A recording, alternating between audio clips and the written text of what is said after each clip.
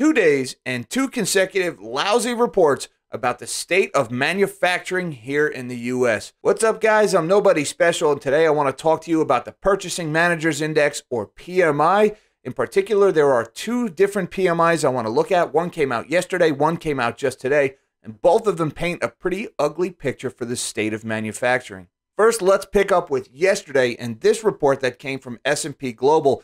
U.S. manufacturing operating conditions deteriorate at the fastest rate seen since May of 2020.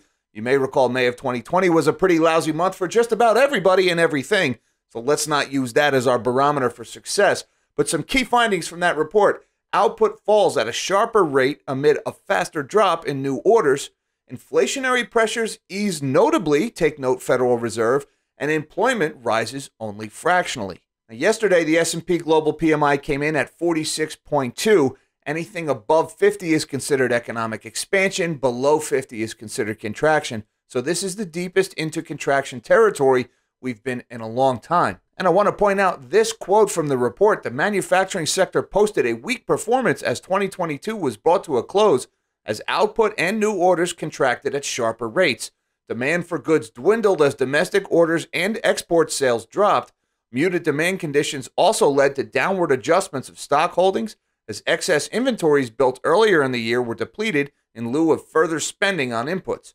With the exception of the initial pandemic period, stocks of purchases fell at the steepest rate since 2009. And take a look at this chart for a better indication of what that looks like. Again, this is the S&P Global U.S. Manufacturing PMI. And here we are right now, this number right above my melon here, you can see we are at 46.2 and falling fast. Only this number right here from 2020 was worse in recent history. Again, that's not a very good comparison because May of 2020 is when everything was frozen in place, locked down, shut down, everybody was laid off. So that's not really a comparable data point. You have to go back all the way over there to the height of the global financial crisis to get an S&P Global PMI that is anywhere near what we're looking at right now. Apparently, this recession that never happened, it's still happening. Now, the other PMI report that came out today, this is a totally different index. This one is done by the Institute for Supply Management, or ISM.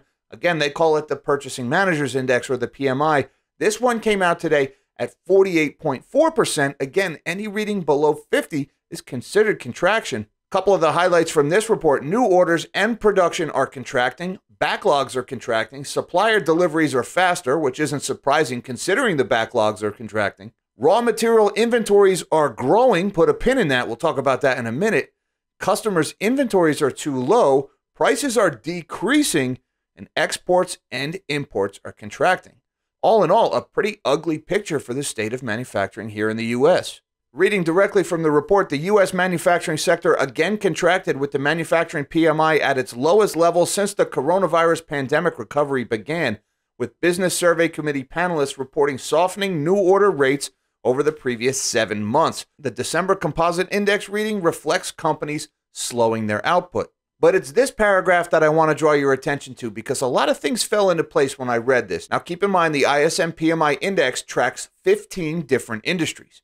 The two manufacturing industries that reported growth in December are primary metals and petroleum and coal products.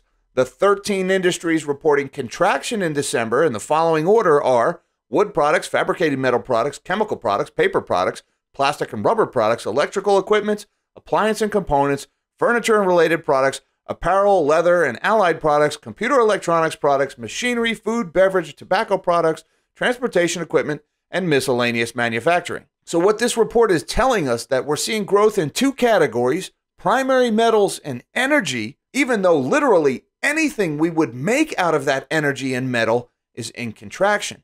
And that's when this chart started to fall into place for me. This is the chart of crude oil futures. And look at those two red candles there at the end. Those are the first two trading days of 2023. The price of oil has really taken a dive since New Year's, now back in the low 70s, threatening to retake that 6 handle. And it makes sense, right? We're seeing expansion in energy and we're seeing expansion in primary metals, even though anything that uses metals and energy is now starting to see contraction.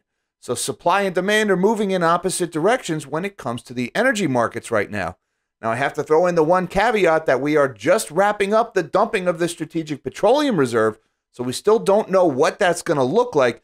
My guess is oil prices are heading higher in the medium term. But right now, it's the big R word, the recession, that has oil traders scared. And these last 2 days, these last two PMI reports that came out, I suspect that has a lot to do with this dive we're seeing in oil markets. Again, with the SPR dumping coming to an end, I think this is a buying opportunity and energy prices are heading considerably higher. But let's not be dismissive about just how destructive a global recession could be to energy demand. So you have to be careful here. And the other thing, you base metal commodities guys, especially you copper traders, you better be careful. The manufacturing of everything is slowing down, and copper is in just about everything. Something to keep in mind as we head into this year. The narrative is less and less about the Fed and more about the recession. How deep, how severe, and how long lasting. Till next time, live small and dream big.